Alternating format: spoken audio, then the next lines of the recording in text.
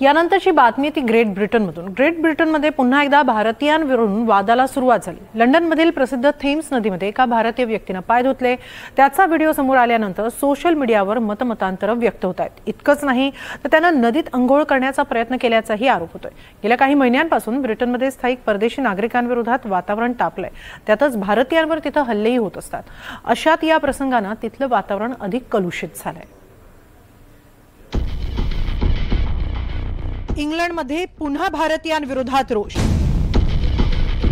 लंडनच्या नदीत भारतीयानं धुतले पाय,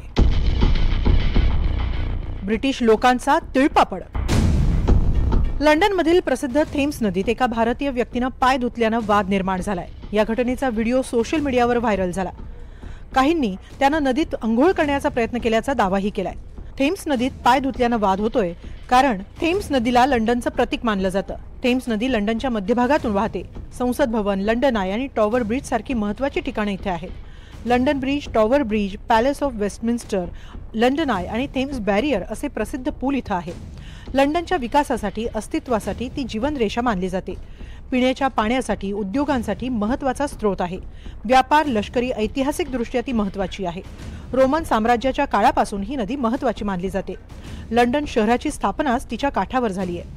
आजही पर्यटन, वाहतूक, जलव्यवस्थापनासाठी थेम्स महत्त्वाची मानली जाते।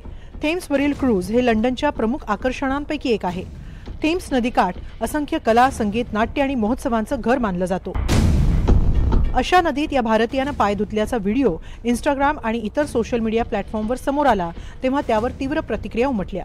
एका सोशल मीडिया वापरकर्त्यानं म्हटलं, गंगा आणि यमुना पुरेशा नव्हत्या, आता तुम्हाला थेम्स असं बनवायचंय? तर दुसऱ्यानं लिहिलंय, एक भारतीय माणूस थेम्समध्ये पाय धुतोय आणि लोक रागावले, हे कोणत्या प्रकारचं वर्तन आहे? तर काहींनी या तरुणाचं समर्थनही केलंय।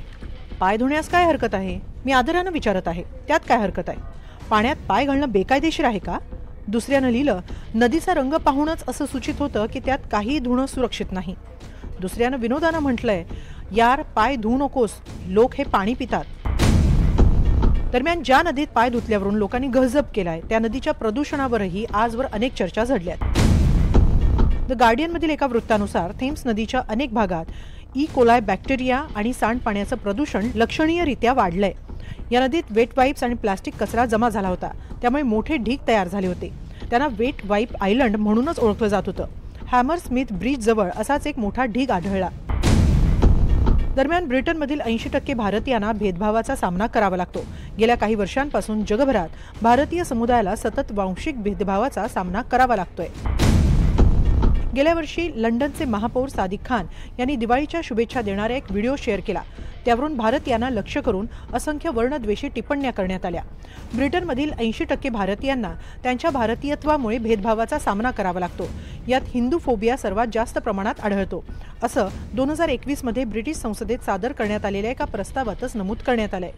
2025च्या सुरुवातीपासूनच सोशल मीडियावरही भारतीयांविरोधात द्वेष वाढलाय।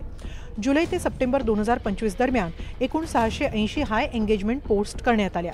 यापैकी 70%हून अधिक पोस्टमध्ये भारतीयांविरोधात नोकरी चोर, आक्रमणकर्ता आणि आम्हाला हद्दपार करा असा अहवाल अमेरिकेतील centre for the study of organised हेटनं दिलाय। त्यातच आता या प्रसंगामुळे पुन्हा एकदा भारतीयांना लक्ष्य केलं जात आहे। आता एका भारतीयाच्या या कृत्यामुळे इंग्लंडमधील भारतीयांना टीका सहन करावी लागते। दरम्यान जरी नदी प्रदूषित असली तरी ती एका शहराचा सन्मान असते। जे स्थान आपल्यासाठी गंगेचं आहे, यमुनेचं आहे, तेच तिथं थेम्स नदीचं आहे। किंबहुना प्रत्येक महत्त्वाच्या शहराचा खरा श्वास हा तिथली जीवनवाहिनी नदीच असतो। त्यामुळे कोणत्याही नागरिकांना तिचा सन्मानच करायला हवा, हेही तितकंच खरं। Bureau report, NDTV Marathi.